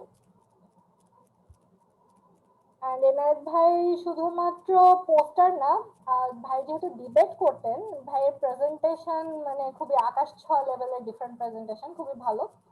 এই কারণেই ভাইয়ের থেকে এক্সপার্ট টিপসটা নেওয়া। আমি এতক্ষণ যে কথাগুলো বলছি বেশিরভাগ কথাই হচ্ছে জেনারেলাইজড কথা বা প্রেজেন্টেশনের সময়কার কথা। তোমাকে অবভিয়াসলি প্রেজেন্টেশনটা শেষ করার পরে জাজরা বা অডিয়েন্সরা কিছু কোয়েশ্চেন করবে, এন্ড এই কোয়েশ্চেনের অ্যান্সার তোমাকে দিতে হবে। আমরা স্পিচ আগে থেকে প্রিপেয়ার করে যাইতে পারি, যেটা আমরা ফ্লুয়েন্টলি বলতে পারি, কিন্তু কোয়েশ্চেন যখন করবে ওই অ্যান্সার দেওয়ার বেলায় কিন্তু আমরা মেইন স্টাটারিং গুলা শুরু করি, তো তখন অনেকে তোতলানো শুরু করে, নার্ভাস হয়ে যায়। এন্ড এটা তুমি কোয়েশ্চেন রাইট অ্যান্সার করতেছো না রং অ্যান্সার করতেছো, এর চেয়েও বেশি ইম্পর্টেন্ট যে কিভাবে অ্যান্সার করতেছো। কোয়েশ্চেন যে করতেছে সে যদি দেখে যে কোয়েশ্চেন করার সাথে সাথে তুমি নার্ভাস হয়ে ঘামা শুরু করছো, তোতলানো শুরু করছো, এইটা একটা নেগেটিভ ইমপ্রেশন। পারো না পারো কনফিডেন্সের সাথে অ্যান্সার দিবা। আর যদি পারতে চাও তাহলে কি করতে হবে, কনফিডেন্সটা কিভাবে আসবে, আগে থেকেই পসিবল কোয়েশ্চেনের লিস্ট বানায় ফেলা। এইটা নিজে করতে পারো, ডেফিনেটলি নিজে একবার একটা লিস্ট বানাবা, যে টিমমেট থাকবে তাকে প্রেজেন্টেশনটা দিবা, তাকে আলাদা একটা লিস্ট বানাইতে বলবা, সেখান থেকে দুজনের লিস্ট মিলায় একটা কোয়েশ্চেন লিস্ট বানায় ফেলবা। পারলে যদি পসিবল হয় বাইরের কোনো ফ্রেন্ডকেও ইনক্লুড করবা, মানে টিমের বাইরের কোনো থার্ড পার্টিকেও ইনক্লুড করে প্রেজেন্টেশনটা দিবা, তাকেও বলবা যে তোর মাথায় কি কি কোয়েশ্চেন আসতেছে সেগুলা বল। এভাবে বললে তোমার কাছে পসিবল কোয়েশ্চেনের একটা আইডিয়া হয়ে যাবে যে আচ্ছা অডিয়েন্স যখন কোয়েশ্চেনটা শুনবে তার মাথায় এই এই কোয়েশ্চেন গুলো আসবে, তখন তুমি আগে থেকে ওই অ্যান্সার গুলোর জন্য প্রিপেয়ার থাকবা। এন্ড এটা তোমাকে কনফিডেন্স দিবে যে আচ্ছা না ঠিক আছে যাই আসুক আমি হ্যান্ডেল করতে পারবো। এই কনফিডেন্সটা তোমাকে হিউজ একটা বুস্ট দিবে প্রেজেন্টেশনের সময়। অনেকেই আমি যেটা নিজের এক্সপিরিয়েন্স থেকে বলতেছি যে অনেকেই এই কোয়েশ্চেন আনসার সেশনের ভয়ে শুরুর প্রেজেন্টেশনটাও খারাপ দিয়ে ফেলে, যে আল্লাহ জানে কি কোয়েশ্চেন করবে, আমি আগেই নার্ভাস হয়ে যাই, এরকম একটা সিচুয়েশন থাকে। তো এটা করা যাবে না।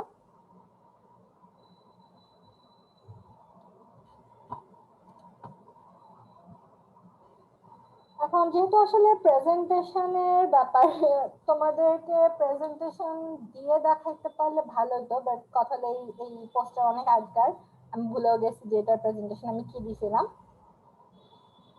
বাট আমার রিসেন্ট কিছু প্রেজেন্টেশনের ভিডিও আছে, আমি ভাবতেছি যে আমার ইউটিউব চ্যানেলে আপ দিয়ে দিব। মানে তোমাদের কি মনে হয় যে আপ দিব, মানে তোমরা কি দেখবা বা কাজে লাগতে পারে?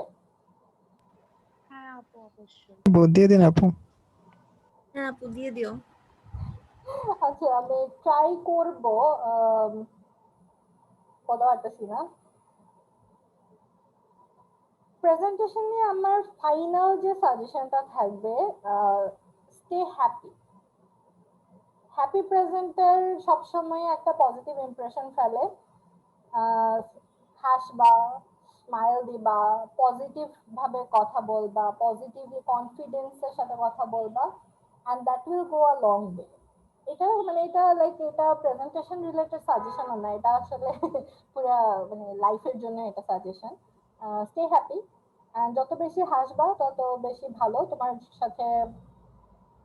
তোমার সাথে শুরু থেকে একটা পজিটিভ ইমপ্রেশন পড়বে এই হাসি দেখে। আমাদের সেশনের জন্য এখনো 14 মিনিটস বাকি আছে। এই টাইমটা আমি হচ্ছে কোয়েশ্চেন আনসার এন্ড ফার্দার জিনিসপত্রের জন্য রাখছি। এই পোস্টার যেহেতু আমাদের কেস স্টাডি, এটা এখানে থাক। তো এখন তোমরা হচ্ছে টোটাল যে সেশনটা করলা এই ব্যাপারে কমেন্টস, কোয়েশ্চেন, ক্রিটিসিজম যা করার এখন শুরু করো। ফার্স্টে আমি 16 ব্যাচের কাউকে একটু বলবো।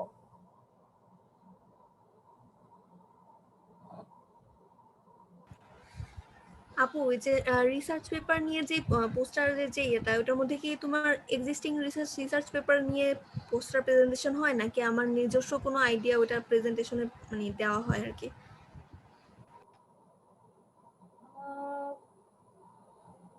তোমার নিজস্ব রিসার্চ যদি থাকে সেটা নিয়ে তো তুমি পোস্টার দিতেই পারবা। হ্যাঁ, তোমার যদি নিজস্ব রিসার্চ বা থিসিস করে ফেলো তারপর রিসার্চ পোস্টার বানাইতে পারবা সেটা নিয়ে।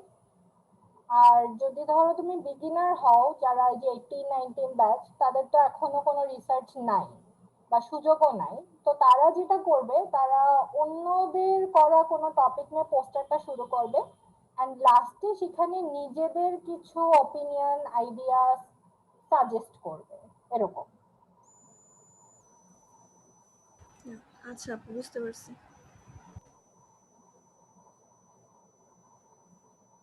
ষোলো ব্যাচের আর কেউ কিছু বলবা? তোমাদের তো অনেক কোয়েশ্চেন থাকা উচিত, তোমরা থিসিস শুরু করছো, রিসার্চ করবা, তোমাদেরই তো থিসিস থেকে পোস্টার হওয়ার সম্ভাবনা সবচেয়ে বেশি।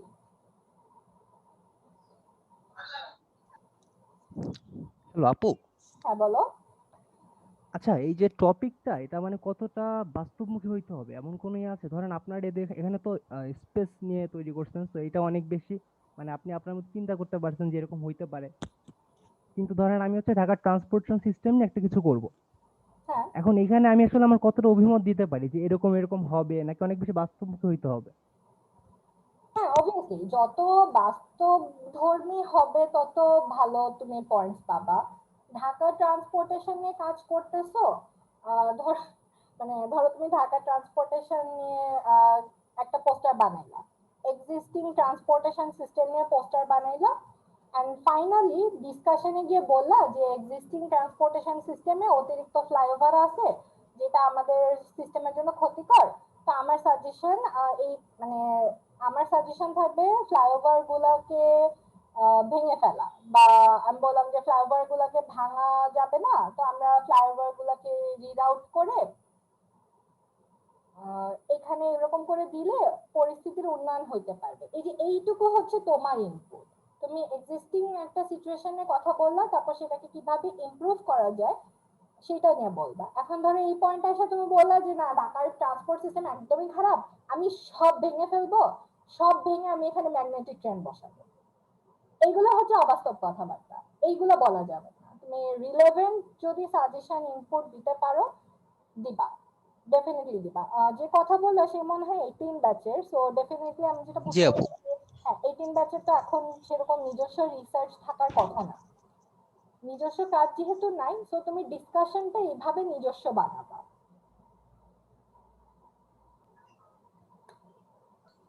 আপু হ্যাঁ বলো।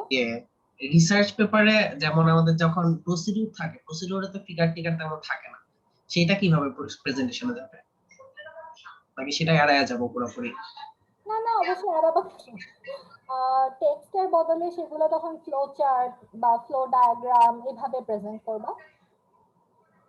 অ্যাবস্ট্রাক্ট তো দেখতেছি, অ্যাবস্ট্রাক্টও কি মানে দেওয়া লাগবে না এরকম? অ্যাবস্ট্রাক্টটা নেসেসারি না।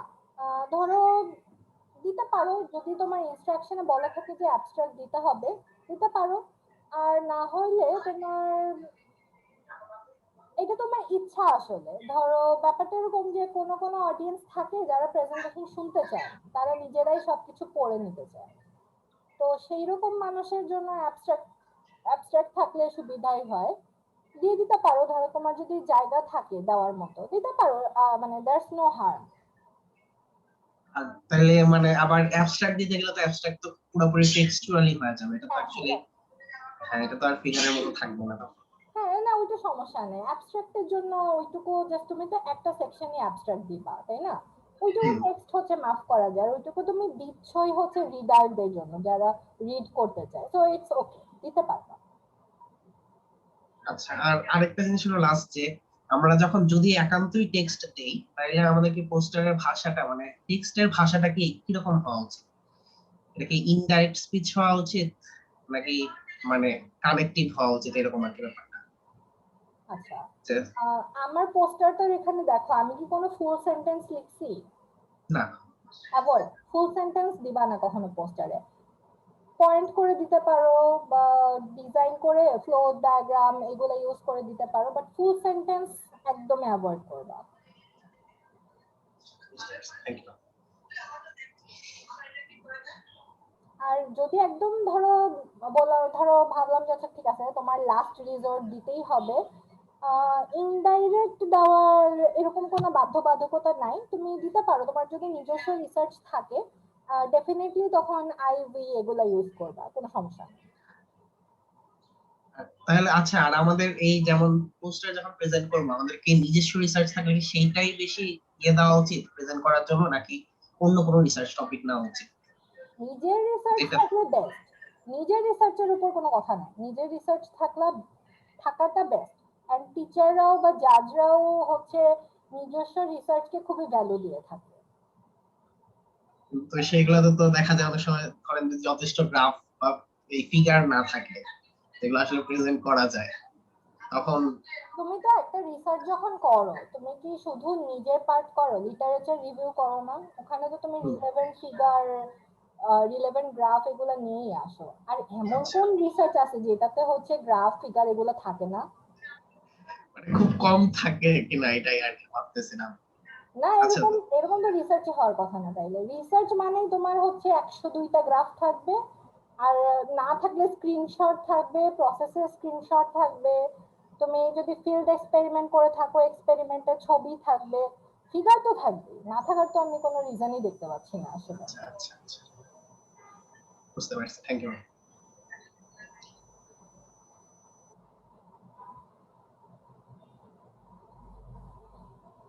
আপু আমার একটা কোয়েশ্চেন ছিল।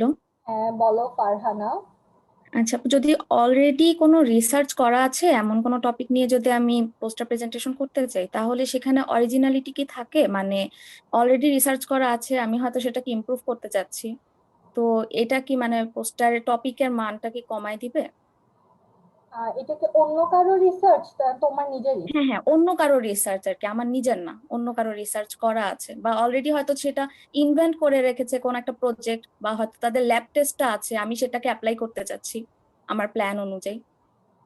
পারবা, ডিপেন্ড করে তোমার ইনস্ট্রাকশনে কি বলা আছে। যদি ইনস্ট্রাকশনে মেনশন করা থাকে যে অরিজিনাল রিসার্চ হইতে হবে, তাইলে পারবা না। ধরো তুমি অন্য কারো আইডিয়া নিয়ে সেইটা ইমপ্রুভ করার জন্য নিজে কিছু এক্সপেরিমেন্ট করছো, তাহলে সেটা অরিজিনাল, বাট প্ল্যান করতেছো এটা অরিজিনাল না। আচ্ছা আপু, আর হচ্ছে যে যদি হাইপোথেটিক্যাল একটা প্ল্যান থাকে, মানে সেটা আমি নিয়ে আমি জাস্ট প্ল্যান করছি, মানে যেরকমটা হচ্ছে আপনাদেরটা একটু এরকম লাগছিল যে আপনি একটা প্ল্যান করছেন, ফিউচার প্ল্যান, তো আমি এটা এখনো এক্সপেরিমেন্ট করিনি, কোনো এটা ল্যাব টেস্ট নাই, কোথাও ইমপ্লিমেন্টেশনও নাই পৃথিবীতে কোথাও। তো এই সব কেসে আমি লাস্টে যে আমি অবজেক্টিভটা হয়তো দেখাচ্ছি, বাট রেজাল্টটা কিভাবে দেখাবো সেই কেসে, যদি হাইপোথেটিক্যাল হয়? তাহলে তোমার ব্যাকগ্রাউন্ডটা খুবই স্ট্রং থাকতে হবে, মানে তোমার যে আইডিয়াস এগুলো ফ্যাক্ট বেসড হইতে হবে। এখানে যেমন ধরো যে আমরা যা যা লিখছি কোনোটাই কিন্তু হচ্ছে একদম নিজের কল্পনা প্রসূত না, সবই হচ্ছে তোমার ফ্যাক্ট বেসড। আমরা খালি দেখাইছি যে এটা এই প্রুভেন জিনিসটা এখান থেকে নিয়ে এখানে অ্যাপ্লাই করা যাবে। সো তোমার এরকম যদি হয় হাইপোথেটিক্যাল কেস করতে পারো, বাট পয়েন্টটা আসলে এরকম না। করতে পারো, অবভিয়াসলি এরকম করে যারা যে ট্রান্সপোর্ট প্ল্যানিং নিয়ে যারা পোস্টার করে তাদের তো বেশিরভাগই এরকম হয় যে এক্সিস্টিং সিচুয়েশনটা নিয়ে তারপর বলে প্রবলেমগুলো ফাইন্ড আউট করে এন্ড কিছু সাজেশন দেয় যে আমরা হচ্ছে সাজেস্ট করতেছি এখানে চেঞ্জ করা হোক। সো ইটস পসিবল তুমি এরকম পোস্টার বানাইতে পারো হাইপোথেটিক্যাল, ডেফিনেটলি পারো। এন্ড তোমাদের যেরকম তোমরা এখন অনেক ছোট 17-18 ব্যাচে, কেউ এক্সপেক্ট করে না যে তোমরা খুব হাই লেভেল ল্যাবরেটরি এক্সপেরিমেন্ট বা মডেলিং করে আসবা। তো তোমাদের জন্য ঠিক আছে, নো প্রবলেম। আচ্ছা আপু, না যদি জাজ আর কি জিজ্ঞাসা করে যে এটার কোথাও ইমপ্লিমেন্টেশন নেই, তো মানে এটার স্ট্রেংথ তো কমে যায় অনেক, সেই জন্য আর কি। ইমপ্লিমেন্টেশন নাই, হ্যাঁ তুমি তো ইমপ্লিমেন্টেশন করার জন্যই পোস্টারটা বানাচ্ছো তাই না? তুমি তো সাজেশনই দিচ্ছ যে এটা আমি ইমপ্লিমেন্টেশন করার জন্য সাজেশন দিচ্ছি। আর অ্যাকচুয়ালি হচ্ছে আমরা যেহেতু ইঞ্জিনিয়ার, মানে আমাদের হচ্ছে তুমি যত প্র্যাকটিক্যাল ইমপ্লিমেন্টেশনের সাথে রিলেট করতে পারবা তত তোমার পয়েন্টস বাড়বে। আচ্ছা আপু, বুঝতে পারছি। Thank you. ওকে,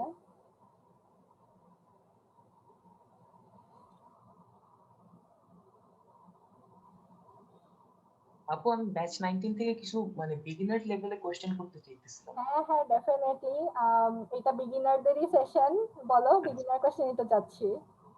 আচ্ছা আপু, আমাদের প্রিন্টের ক্ষেত্রে কি অলওয়েজ প্যানাফ্লেক্সে প্রিন্ট করতে হয়? পোস্টার তো জেনারেলি তোমার ইঙ্কজেটে প্রিন্ট করতে হয়। আচ্ছা, ইঙ্কজেটটা একটু দাম বেশি, বাট এটা খুব সুন্দর প্রিন্ট হয়।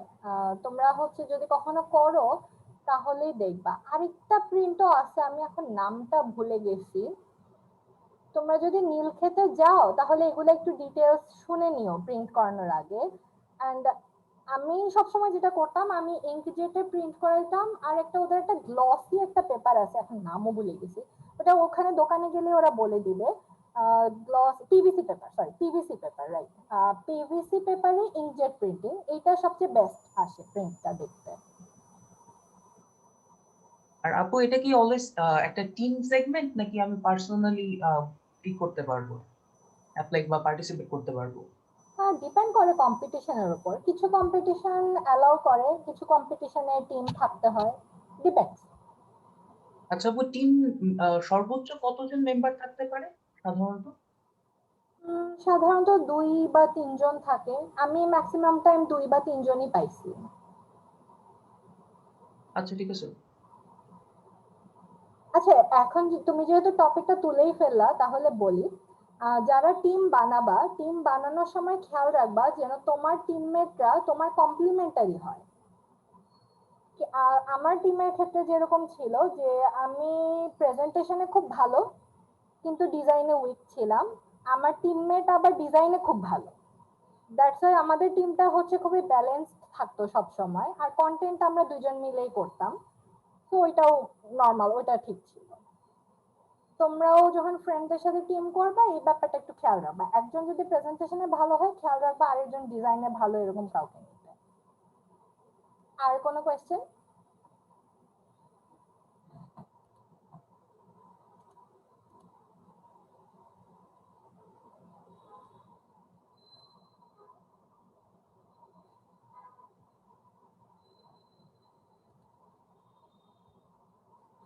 আপু কোশ্চেন অ্যান্সার সেশনে তোমার যদি ধরো মানে এটা কি জাজরা দেখে যে কয়টা কোশ্চেন অ্যান্সার দিতে পারলো না, এটা কিরকম এফেক্ট ফেলে মার্কসের ক্ষেত্রে?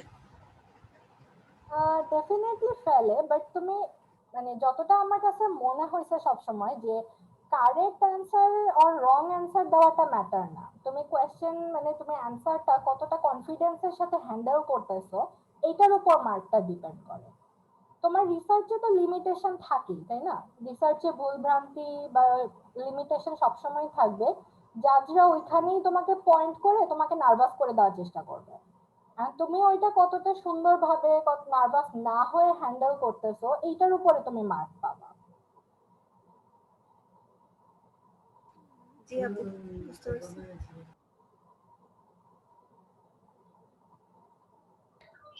ওকে, আমি যেটা বুঝতেছি যে হচ্ছে পিপিসি ল্যাবে বা সামনে যারা পোস্টার করবা তারা যদি তাদের যদি আরো কোনো কোয়েরি থাকে তাহলে আমার সাজেশন থাকবে এই ফেসবুক গ্রুপটাতে অ্যাড হয়ে এখানে কোয়েরি গুলা পোস্ট করতে পারো। আর এই গ্রুপটাতে হচ্ছে আমি আরো কিছু রিসোর্সেস শেয়ার করে রাখবো, তোমাদের ফিউচারে কাজে লাগবে।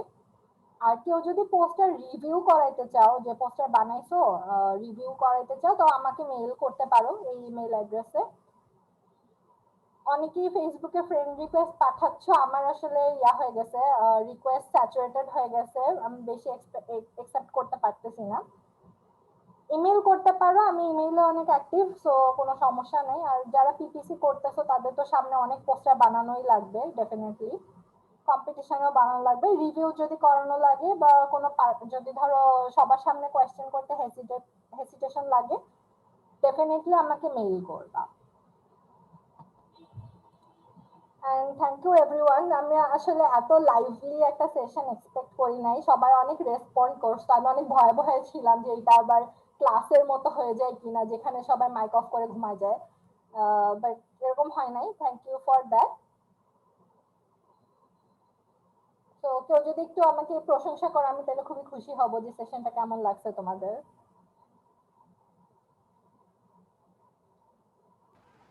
আপু তোমাকে অনেক অনেক থ্যাংক ইউ। আর অনেক ভালো একটা মানে সেশন হয়েছে, মানে অনেক কিছু শিখছি। আর হচ্ছে বিশেষ করে জুনিয়ররা অনেক বেশি শিখছে আমার মনে হয়। আর ওদের সামনে পিপিসি তারপরে প্রেজেন্টেশনের যেসব ইয়েগুলো থাকবে ওগুলাতে অনেক বেশি হেল্প করবে আজকে সেশনটা। ওকে, থ্যাংক ইউ। আর এই স্লাইড বা রিসোর্সেস নিয়ে চিন্তা করো না, রেকর্ডিং রিসোর্সেস সবই আমি দিয়ে দিব। সো এটা তো আর ক্লাস না ভাই যে হচ্ছে ভিডিও নিয়ে কারাকারি করবো, দিয়ে দিব সবই। আর ফাইনালি আমি যেটা আসলে ভাবতেছিলাম যে হচ্ছে 16-17 ব্যাচের জন্য আসলে এই সেশনটা ইনঅ্যাডিকুয়েট হয় নাই, আমি নিজেও জানি। তোমাদের আসলে আরেকটু আরো দরকার, মানে যারা অলরেডি করে ফেলছো পোস্টার তাদের জন্য এটা এই সেশনটা আসলে অত ইম্পর্টেন্ট ছিল না, অনেক কিছু হয়তো রিপিট তোমরা পাইছো। আপাতত আমি আজকে এটার মতোই আজকের এইটুকুর মতোই শেষ করতেছি। Thank you all for attending. আর বাকি রিসোর্সেস তোমরা এই ফেসবুক গ্রুপে পেয়ে যাবে। Okay, bye. Thank you. Welcome.